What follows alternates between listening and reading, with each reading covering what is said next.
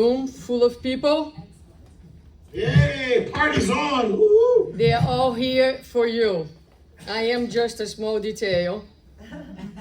So, actually, let me get back to this presentation here. 1 second.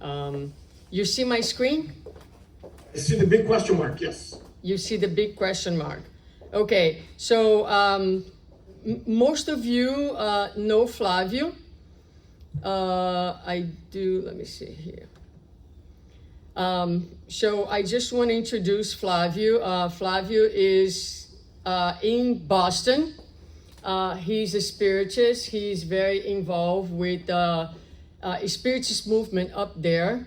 Are you at the board of your spiritist center at the moment? Yes? Yep, I am, yeah. I've been ever since I've been here, yes. Yes.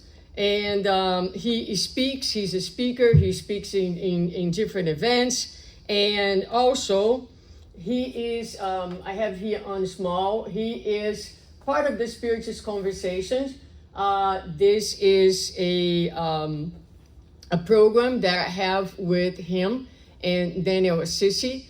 So it's an informal conversation. There's, I don't even know how many episodes we have.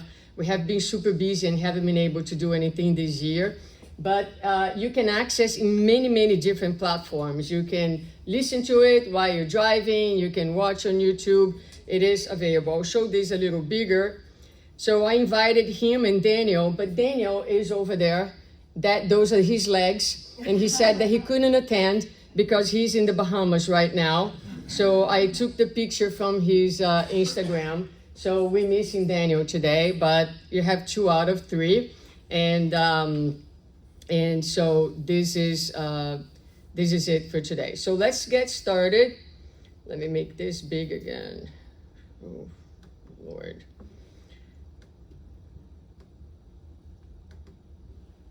Okay. So now let me see. Q&A questions. All right. So I did receive a few questions. I passed them on to Flavio. And I'm not sure if we're going to address all of them. But before I get to these ones, I want to hear from you. Are there any questions? Is there anything that you would like to know about Spiritism? Or I know there's some people here that are somewhat new to Spiritism, and so I would like to give first the people who are here their voice and their opportunity to ask a question. If not, I'll jump to some of the questions that I already have, and maybe from there, after the warm-up, people will feel like they have other questions. Go ahead. How can we feel our path? How can we feel our past? Path. Yeah. Our path. If we're going in the right way, if we're following the right direction. How can we feel our path? Whether we are going in the right way, whether we are going in the right direction. That was the question.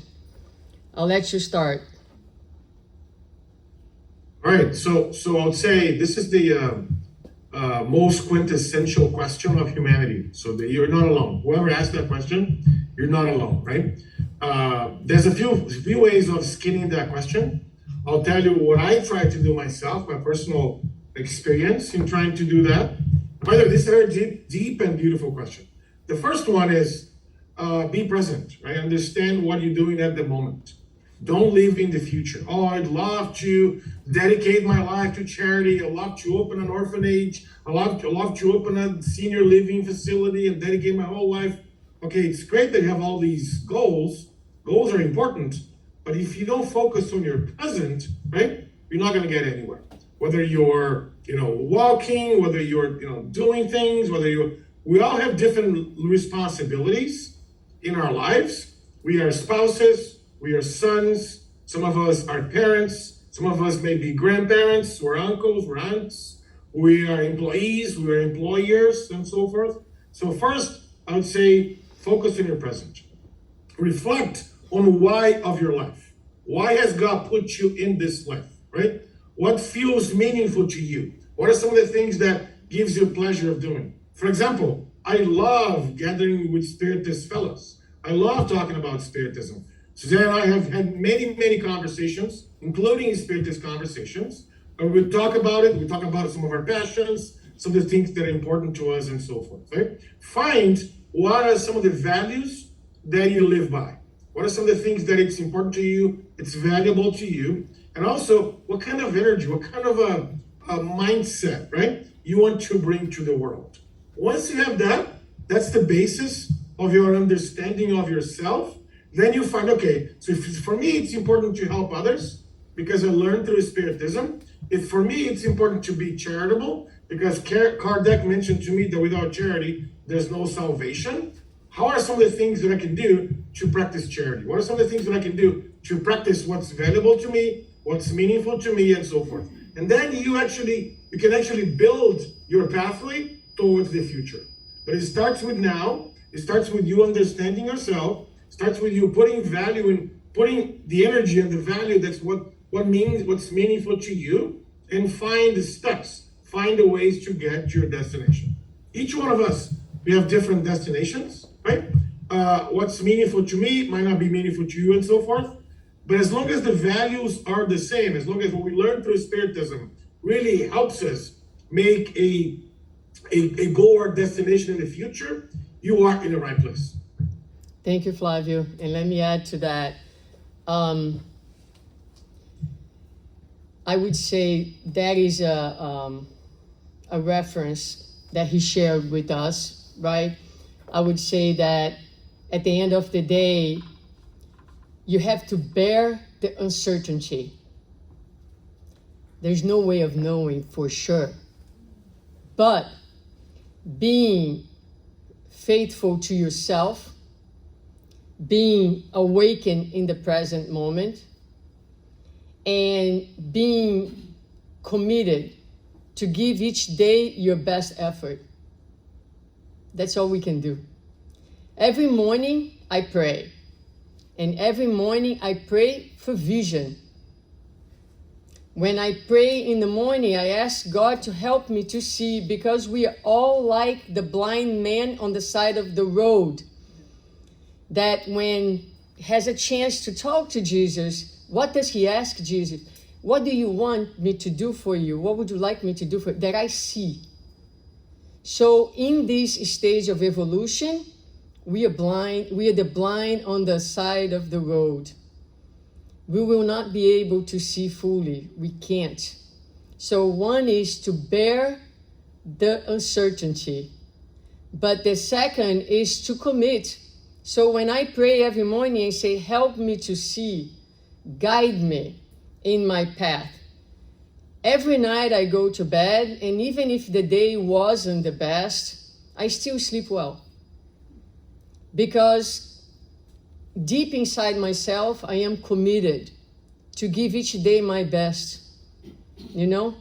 And when you do that, the universe will be around you, providing you the support and the guidance that you need. There is no predetermined path. That's another important concept.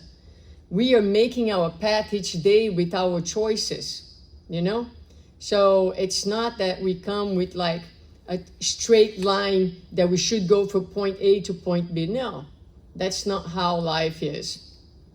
There is a lot of room for experimentation, and everything is helping us to grow. So I would go with Flavio in the sense that as long as we are seeking awareness in the present moment, and and trying to align our living with the values that we hold as essential and important, that's it. You're doing good, you know? Even on the days that you are down, even on the days that you make big mistakes, don't let that disturb you. You're still on the path. That is part of the path. To fall down is part of the path. If it wasn't, God would have made us perfect from the get-go. Yep. There's a saying that goes, they can knock you down, but they can never knock you out. We may fall, we may trip, we may, get a little boozed up here and there, right? But we're never out of the race, right? The race is still on. There's a beautiful prayer. If you're going to go deep on this, because there's a lot of content that we can explore here, right? There's a beautiful prayer called the Serenity Prayer. I'm not sure if you guys have heard that before, right? That starts with God, grant me the serenity to accept the things that cannot change, the courage to change the things they can, and the wisdom to know the difference. To me, that sums up everything, right? Yep. We're not going to be able to comprehend everything in life. There's some things that happen, it's beyond our capabilities to comprehend, right? But if we understand that everything happens for a reason, we're in the right place at the right time, with the best people around us. Yes, if you're wondering, your family members, your troubled family members, sometimes you're the troubled family member, don't discount that, right? Yeah. We're all in the right place at the right time, right? Once we realize, acknowledge that, I mean, things get a lot easier, right, moving forward. Thank you, Flavio. So I think we're ready for another question. All right, let's have it. All right. I'll let you guys think a little bit. So I did get a question, and I was up 6:30 today putting this thing together. So that's why I couldn't come to the 9:30 a.m. meeting. I wish I could be in two places at the same time. Does Spiritism work with science looking to brain research and psychology to explain things like mediumship and spiritual influence? So I have here a long answer to that. So I'm gonna I thought this would be a good opportunity, again, to show some resources that are currently available. I'm gonna go through them very quickly because it's your job to go back and do what I did. Consult the amazing, wonderful, my new lover, ChatGPT. And I'm so in love with this thing. I don't know. I mean, my life is absolutely transformed. So actually can give you the answers that I'm bringing here, or you can just do your old Google, whatever it is and go after these references. But I'm glad to say there is so much going on in terms of research these days. But if you are in academics and if you are in the research field, you understand that in order, for example, in my field, physical therapy, when an idea becomes evidence-based, that means that there were years and years and years of research done that actually build up a volume and an amount of information to become evidence. Now, all these years building the evidence, now the evidence is established, put minimally 10 years for the evidence to start to translate into clinical practice. Now, we're thinking about spiritism.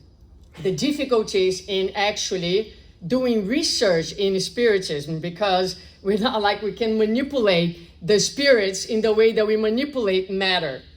So understand that in the context of science, we have immense challenges that we don't have when we are actually researching the material. And you have to really understand the time that it takes for science to become evidence and actually turn into a more general truth that is understood and absorbed by our society. But here, a little quick search on Google Scholar brings up several. I was researching on mediumship. This is just a few of the articles that you can find on Google Scholar. Mediumship, review of quantitative studies, research on mediumship and the mind-brain relationship, review of qualitative mediumship research, importance of psychosocial approach for comprehensive understanding of mediumship, and many more. This is Mediumship, Review of Quantitative Studies, published in the 21st century. So a little bit of just the background. Mediumship can be defined as the alleged ability to communicate with deceased persons. The last decade has been particularly productive for this field of research, and the study of mediumship can help the understanding of human mind-brain relationship and provide objective data to scientific community and to the general population. Relations among typical contemporary anomalous experiences, mental disorders, and spiritual experiences. A lot of people have questions. What is a mental disorder? What is mediumship? So there's research that's looking into that. Psychological impacts of near-death experience. This is important because in this article, it reviews the evidence on the psychological impact of near-death experience. And then right here at the very end, it says, investigating near-death experience will enable relevant discussions in the field of health, qualified listening, finitude, embracement, and mind-brain relationship. You can see those are fairly recent studies. I want to put out these information. This is a research nucleus in spirituality and health. Although this here is in Portuguese, a lot of the material comes with subtitles in English. So you can actually access the research.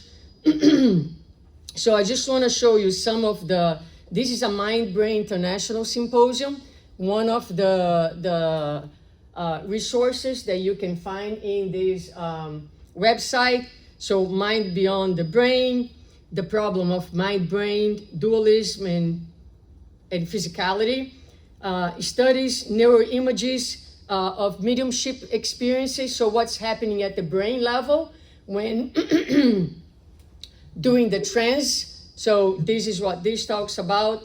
And there's a lot more in this. And this is one of the references that actually Dr. Alexandre Moreira, which is the first guy over there, sent to me. He said, Suzana, check out this website. You also have resources such as the International Spiritist Medical Association, and here you have some of the videos that are in there. There are some videos in English that talks about mediumship and near-death experiences and health and so forth.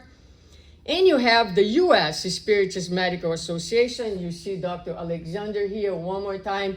He's, like I said, he's big. He has a lot of studies. So there's a lot of material available in this sense. In terms of psychology, one of the questions that was brought to me had to do, what's new in Spiritism? Now, is there something new going on? I would say there's a lot of new things going on in Spiritism. One of them is currently a really big investment in the area of psychology. And so we have in Brazil a very large group of psychologists that work in the medical associations in Brazil and in different states. Each state has its own medical association. These psychologists are really, there are many courses in Portuguese where they are teaching us psychology associated to Spiritism. So concepts like the unconscious, the ego, complexes, and so forth. Now, this is a material that we have in English, which is many episodes and videos where we explore the works of Joana de Angelis and a more psychological approach for Spiritism. This is another really good site, which is from England, and they also have a lot of work done in English looking into the psychology of Joana de Angelis. So I really, anyone who wants this presentation, wants to go back to these references, just let me know, I'll share that with you. This is, for example, a meeting that's happening right now. It's going to happen this year. International Spiritist Congress, Spirituality and Psychology, Understanding Thoughts, Feelings, and Emotions. It's going to happen in Europe, and it happens every year. And again, it is actually done by the psychologists, this group of psychologists that I'm talking about. Many of them are going to be there facilitating this conference. So again, just a few examples. Flavio, would you like to add anything to this? Yeah, there's a few things happening, right? I mean, besides the academia, there's a huge growth in spiritist communities. They're talking about psychology, they're talking about psychiatry, they're talking about the phenomena or the spiritist phenomena as it relates to what we hear, right, from the medical sciences, right? There's a lot of interesting things. And we mentioned Alexander Morera, which is a very loud voice in the movement overall. There's a lot of study on mediumship per se, right, and different states of mind. They're even beyond spiritism. Like there's neuroscience talks about it, psychology proper talks about it, the altered states of consciousness and things like that. There's a lot of things that are happening.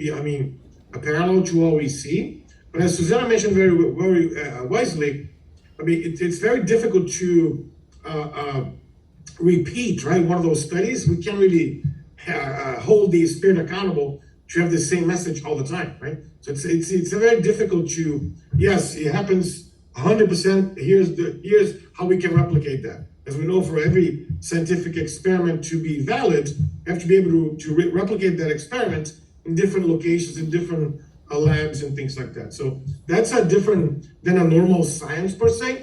But yes, on the phenomena overall, there's a lot of things happening behind the scenes. Some of them are very active, as we see from publications, that YouTube channels that I mentioned, TV Noobs, has I think over 500,000 followers. There's a lot of things happening on that front. Andrea? Just something that came to mind when people ask about changes that may be happening in spiritism. Perhaps you can talk a little bit about spiritism being the third revelation, and if there's a fourth, meaning is there something more than spiritism? And this is a very frequent question that we get in study groups, so maybe you can touch base on this. If there is a fourth revelation? I don't know. Is there a question about a fourth revelation? Yes. I have no knowledge whatsoever, I think we have a lot of content already from the third that we need to study, get familiar with, get more knowledgeable about, right? We'll cross that bridge when we get there, I guess. Have you, Andrea, heard anything in particular? Yeah, Okay, so speak up. not yet. Not yet. Let's consider, right, if we have spiritism as the third revelation, the first one was with Moses, the second one with Christ, so 1,500 years later, and then we have spiritism 2,000 years later. Spiritism is fairly new. It's 167 years. The content... Can you hear her, Flavio? Okay. Okay, so the content with spiritism is so broad that we haven't yet been able to assimilate or understand, or even be able to understand it. The spirits in the spirits book will say to some of the answers given to Kardec that they don't have words to explain certain things for us yet. We haven't reached the spiritual maturity to be able to get the content that they're bringing us. So being it that we have as a fact that the revelations come after a very long time, we could maybe assume that it's too early to have a fourth revelation. We haven't yet assimilated the second revelation or the third. So that's my take on it. I agree 100% on that. We sometimes we think the issues of progress and evolution from a very materialistic perspective. But if you go to the gospel, right, and actually at the very beginning on chapter 1, we have here a little bit of what Andrea was talking about. The item is the alliance between science and religion. And the very last paragraph says, after being prepared for over more than 18 centuries, this revolution is nearing its fulfillment. So let me get back a little bit.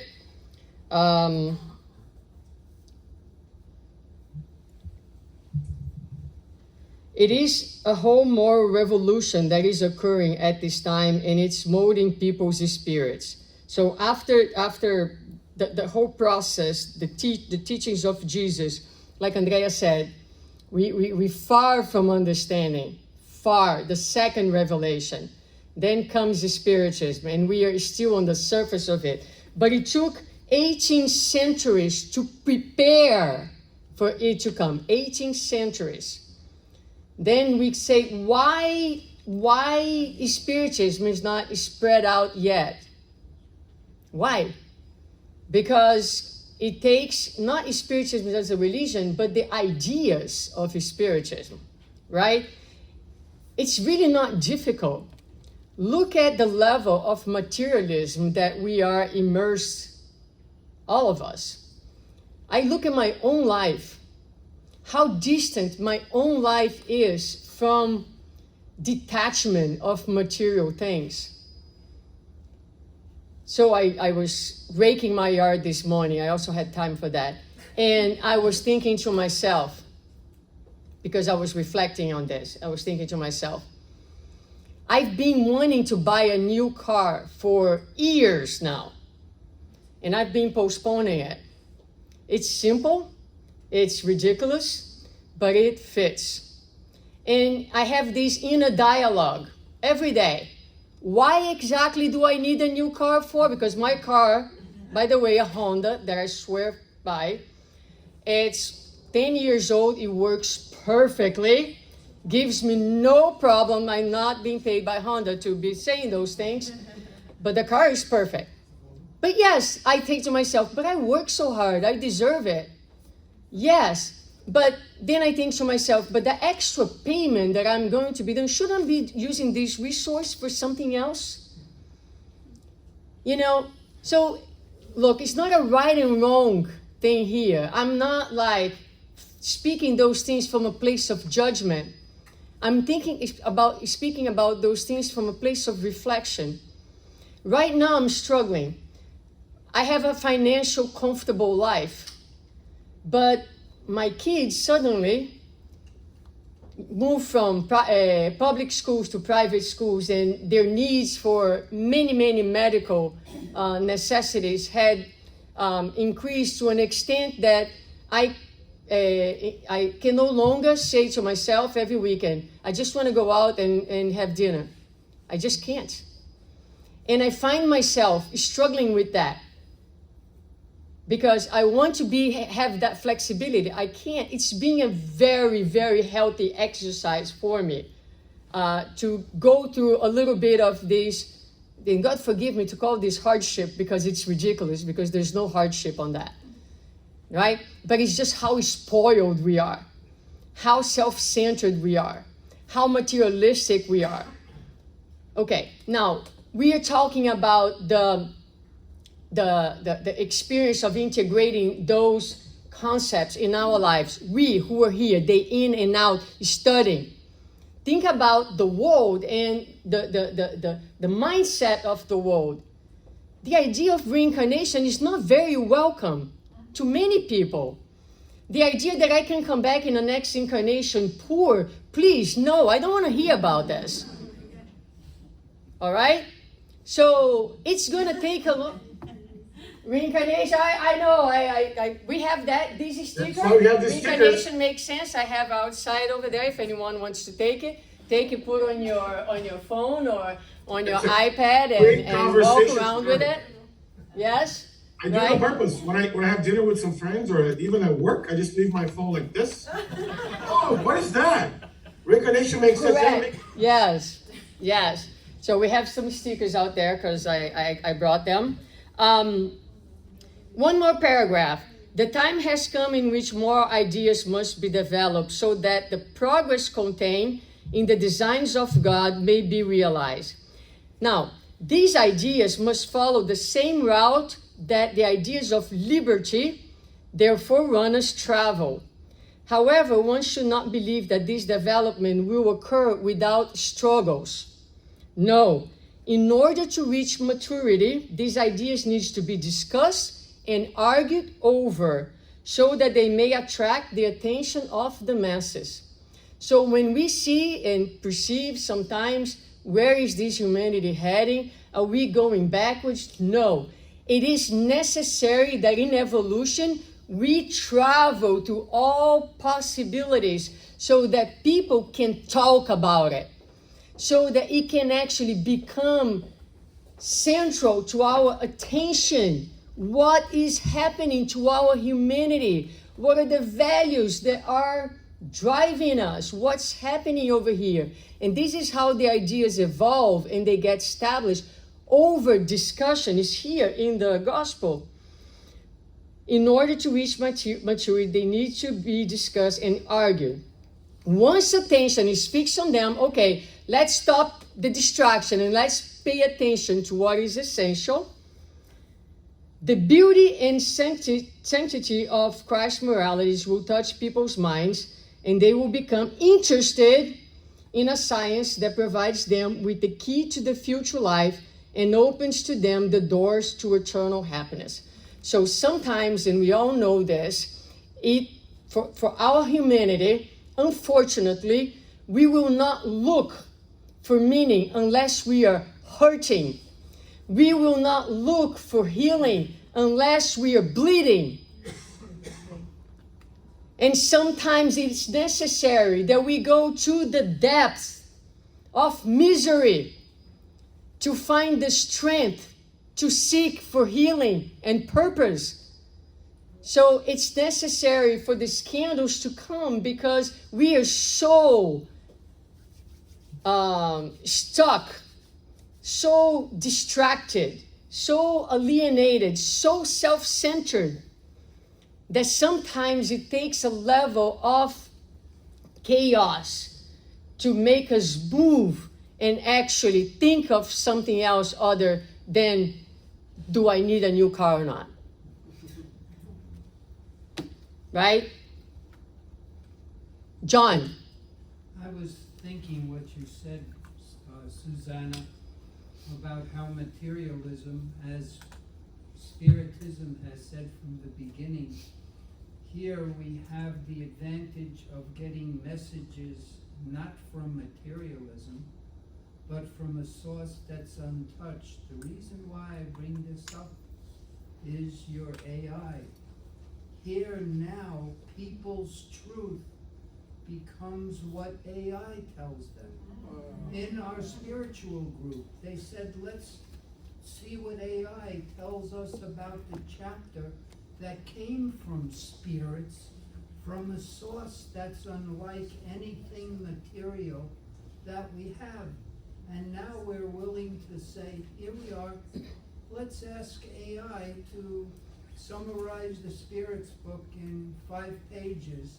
And we go, that's the answer. It's so sad to see us giving our heartfelt connection to a machine that's just summarizing and coming up with conclusions that we say, that's the truth.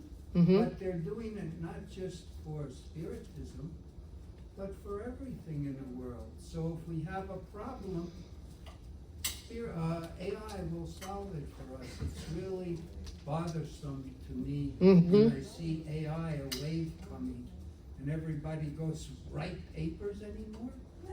Nah, AI will write my paper for me. It's crazy. Were you able to follow what John was saying? I did, yeah. I just want to make sure you heard him. I did hear, yeah. So I have a couple of comments on his point and also previously. So to address his comments, I would say that we all live in a world of instant gratification, right? We expect, even our younger generations, if you have kids in the house and you know that they're flipping through social media, they're expecting to be rewarded so quickly, but there's a cost to that, right? We sometimes stop not to go into deep when it comes to what's meaningful to us, right? Especially if it's a philosophy or an ideology that we live by. That's important to understand. What is it telling us, right? So to expect a quick summary of the Spirit's book, as you mentioned, in 5 pages, sometimes even in 30 seconds, right? Hey, can you give me a 30-second pitch on what Spiritism is, right? And to trust a large language models, or to trust machines, or this new thing called artificial intelligence, right? To give us directions to our lives, it's a very dangerous proposition. It's great that we can use technology to maybe I've done it to create a picture of me doing something, or to maybe understand what's out there that I cannot see, that I have access to when it comes to the information and all that, to compare notes to form the point that I've already been able to address or arrive based on my own conclusions, my own research, my own studies, right? But to leverage that solely without benchmarking other things, it's a very dangerous proposition. That's, my personal opinion. But I want to go back, Suzana, on the fourth revelation, because I think that it's important to realize that humans, all of us, right? We are wired for curiosity, and sometimes we're even wired for novelty. That's why you have a lot of novels, spiritist novels, that sell like crazy in our libraries. Nothing wrong with those, but they sell a lot more than studies books, right? Books that really gives us content for studying, right? Which is also connected to John's point around the using AI. But if you look at it from an evolutionary perspective, right?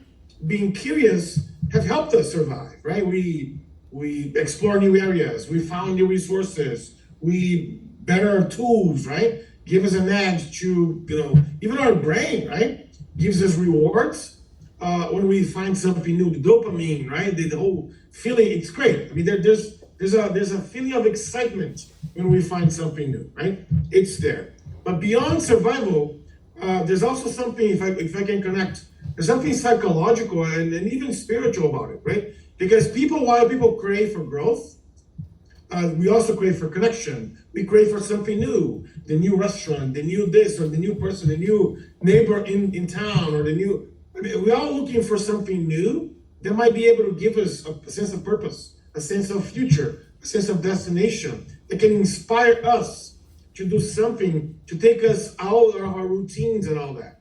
That's how our brains are wired.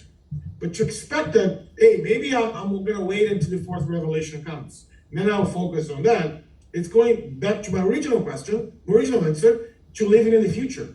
We forget to do what's here in front of us, right? We have this amazing body of knowledge that I like to call spiritism, that's there, that we can study, that we can really embrace and leverage that for all the aspects of our lives. But sometimes, yeah, it's great, but I'm waiting for the next big thing. I'm waiting for the next thing. I'm waiting for the new shiny ball, the new shiny vehicle, right? To Suzana's point.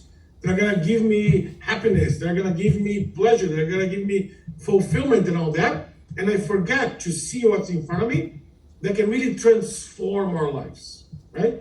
I like to say that Spiritism has the ability to put a new you into you, a new us into us, right? But we need to understand, we need to see it with those lenses, right? It's not the old person who's speaking, it's the new one who's speaking, thanks to the knowledge that we acquired through Spiritism. It is definitely transformation. It is definitely hard sometimes, right? Because I'll give an example. Going back to if you have kids in the house or not. We learn from Spiritism that we have to love everybody, right? Everyone is a sibling and all that. Are we able to do that? Do you love your children the same way you love your children's friends? No, you don't. We don't, right? And to understand our shortcomings, to understand our limitations, that put us into perspective of what we need to do to continue studying, continue developing, continue finding areas to sharpen our saws, to sharpen our edges, to better position ourselves to the next endeavors that we have to in our own lives.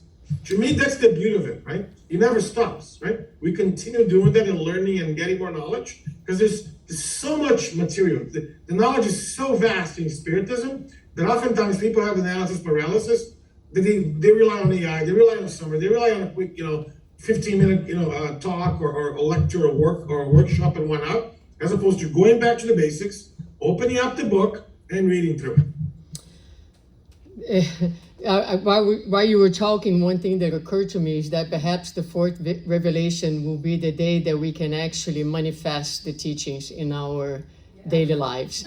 Because, so that will be the revelation. The next revelation, the revelation of how these concepts can truly transform one's reality, right? Because when we go to the Spirit's book, to the end of the Spirit's book, we know that Spiritism itself has its phases.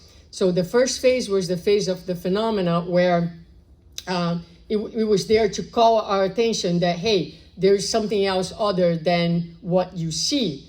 The second phase was the philosophical phase, where we spend many incarnations studying and trying to learn and enhance the study groups, multiple study groups in Spiritist Center, studying. But we know that there is a third moment for Spiritism yet to come, which is when we take now the theory and we make into a living body.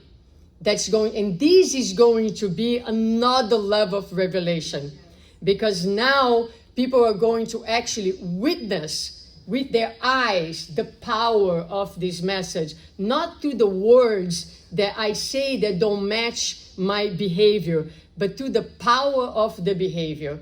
The same way that the soldiers that had to kill the martyrs in the first phase of Christianity, they didn't understand why they walked to martyrdom with happiness. They were like, and they were afraid.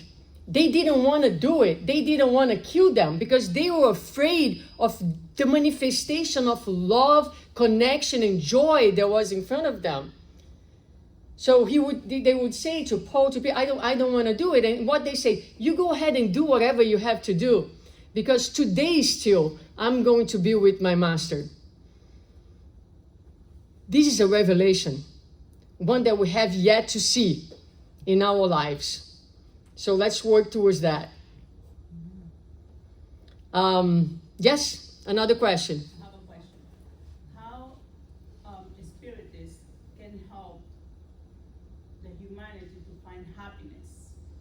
Because that is something that I guess every one of us is asking. How I can find my happiness? Sometimes we find happiness in the things that we buy, the new car, Right? the new house. The last 24 hours, right? Because the next day is already dirty, the car. Exactly. So I always wonder and say, okay, happiness for me is not buying things, but I would like to know how a spirit can help us to find real happiness. How can Spiritism help us to find real happiness? Well, I guess we need to start by defining what real happiness means. Hold on, Flavio. Do you have a definition for real happiness? I guess for me, happiness will be happiness with myself. Happiness with myself. Yeah, being happy with myself and be happy to see friends, simple things. For me. Happiness on the simple things. Okay? Do you want to take this, or? Oh yeah, I think it's important to differentiate happiness and also joy. Mm-hmm. So happiness is something that's a state of, hey, I'm happy. I ate a delicious lasagna. I love lasagna. It's one of my favorite dishes, right? I ate delicious lasagna. I feel very happy. I can totally see that. The lasagna dish in front of you. Exactly, right? And I like to say that lasagna is the natural antidepressant. Anybody that's depressed after eating lasagna, you feel happy, you feel amazing, right? So let's put that into perspective. That's happiness, okay? Joy, on the other hand, it's a much deeper, much more profound and lasting feeling of pleasure or delight, right? That joy for me stems from a sense of a well-being or satisfaction, right? That goes beyond eating a lasagna, goes beyond winning a championship, goes beyond getting a promotion, goes beyond buying a new car. And by the way, those things are important in life, right? Buying something new for yourself, rewarding yourself. Maybe you go to the mall and buy, a new shirt. That's important, right? We need to take care of ourselves, right? I think the challenge is when we take care too much of ourselves instead of taking care of the others. That's what the catch is. Going back to the question, I think that what I see, what Spiritism gives to us, right? It encourages self-reflection and growth, right? We're all studying Spiritism, right? To have a little deeper self-reflection capabilities and grow spiritually speaking. I like to say that we as Spiritist workers are in the people business, right? We're in the soul development business, meaning we're here to help all of us, right? Develop ourselves, develop our souls, develop our spiritual journeys and all that. And as you develop, as we all develop, as we embark in this self-reflection, exercises, right? What is happiness may change, right? What is joy may have a much bigger, a description, right? I'll give an example. Every time we do good to others, even if you're doing good to others, you're practicing charity because somebody said that's good for you. That's okay, right? You're still not doing that every hour of the day, every minute of every hour, and so forth. You're doing that because you feel obliged, because somebody so and so said that it's good to be charitable to others. But the more you do, the more charity you practice, the more compassion you feel, the more empathetic you feel with the other people's trials and expiations, right? So understand life's challenges. Understand some of these challenges that happen to our lives, that also happens to everybody's lives. We're in this trials and expiation, planet, which is Earth, and stuff's gonna happen. I mean, don't get me wrong, right?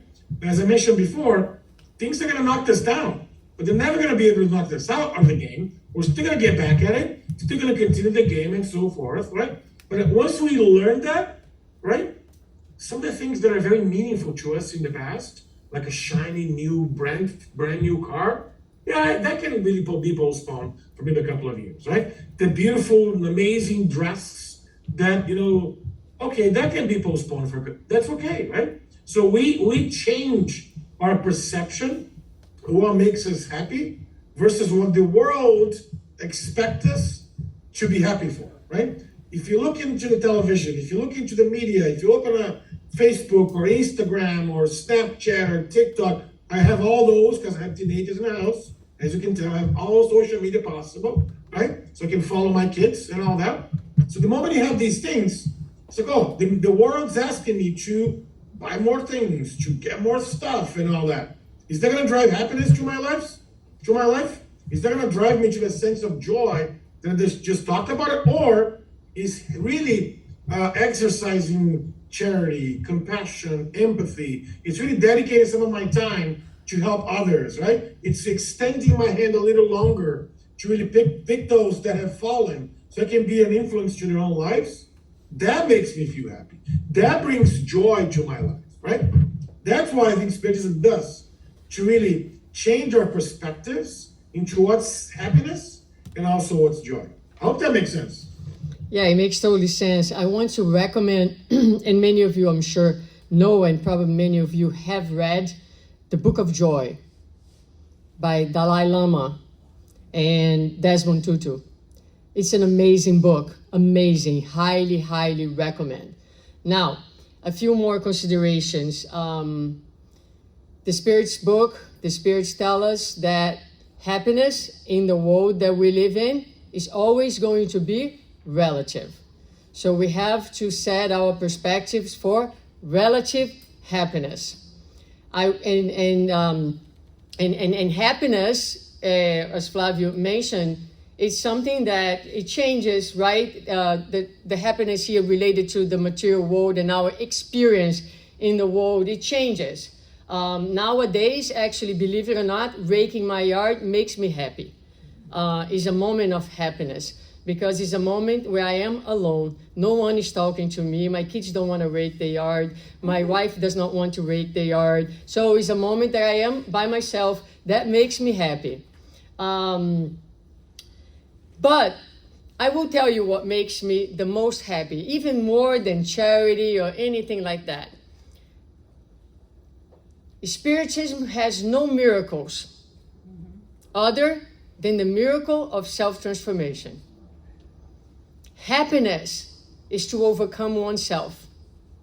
Happiness is to go through the crisis courageously, is to bear the darkness of the human conflicts, is to face your pain face to face, and to emerge the next day wholesome, better, stronger, more beautiful. This is happiness. It's the happiness that comes from the work. This is a happiness that the world cannot take from you. And this is a happiness that's not going to be with you for a moment or even for a week or a month. It stays with you. It nourishes you. It fulfills you. It's the happiness that comes from self-constructing oneself. It's the happiness of witnessing the miracle within your own being. It's the happiness of go to bed at the end of each day and put your head on the pillow and say, I am going to sleep well because I deserve the salary of a peaceful night, because I am worth it, because I am committed, because I am doing the work. It may not be perfect, it may not be where I want to be, but it is what I could do today, and that makes me happy. That for me is happiness. Happiness is to be alive, is to be conscious, is to be on the struggle. You see, there's a lot of association of happiness with no struggle. Mm-hmm. There is no such thing. There's no such thing as a life without struggle. Happiness is in the struggle. It is the struggle that makes us better. It is the struggle that gives us the strength. It is the struggle that extracts from within the beauty, the divinity, the light. So happiness is to be able to see that that light is a tiny, tiny little stronger, because now I am more compassionate. I'm a better human being. That is happiness. There's no happiness outside of the fulfillment of God's laws. That's what we learn in the Spirit's book. So the more I can be aligned with this law, which is a law of love, towards others, but first towards myself, in taking care of myself, that is happiness. That has nothing to do with a momentary award. It has to be with a deeper, much deeper feeling of well-being. I'm going to break the routine here, Suzana. Maybe I'm going to ask you a question. So do you think you can summarize? I'm going to be in my own version of my AI here. Do you think you can summarize happiness with what is pursued, while joy as something that's chosen or cultivated? Is that a good maybe summarization of what you just... While joy is what? Joy is cultivated or chosen, because our language is so poor sometimes that if you use the word happiness for both, yes, it makes it confusing, right? Right, yeah, it is. Problems are going to happen. Stuff's going to happen, right? Without using the word as, right? Stuff's going to happen, and but if you cultivate that joy, internal joy, if you curate that, if you choose to have joy in whatever we do, we may have struggles. We will have struggles. We'll have some shortcomings. We'll have some difficulties, right? That we may need to change our strategy to pursue this or to go that, right? To me, if we used happiness for both feelings, I think we might be doing a disservice, right? Absolutely. And I'm talking here, and I wasn't so conscious of the terms using, but let me give you a good example. And unfortunately, it's 12, so we're gonna call, but I think we'll do this more often. I don't know if you enjoy this session, but I'll tell you, I'm gonna give you an example, okay? So happiness was to see Andrea walking into the center today. That was happiness. But joy is to know deep inside of my connection with her and our friendship. Happiness and joy. So joy is this deep feeling that it is in connection with myself, connection with the people that I love, because ultimately when I am connected with myself and with my fellow human beings, I am connected with God.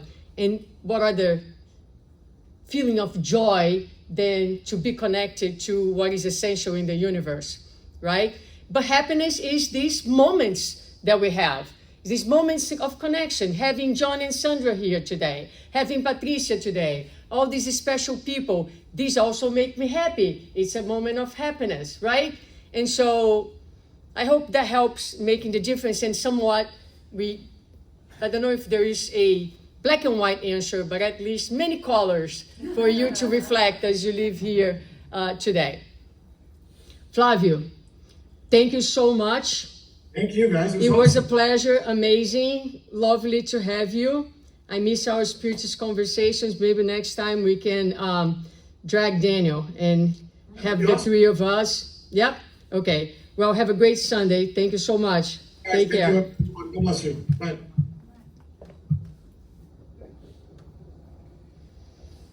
All right. Don't save this. Let me open back to this. Okay. So we came to the end of our meeting, and now we're going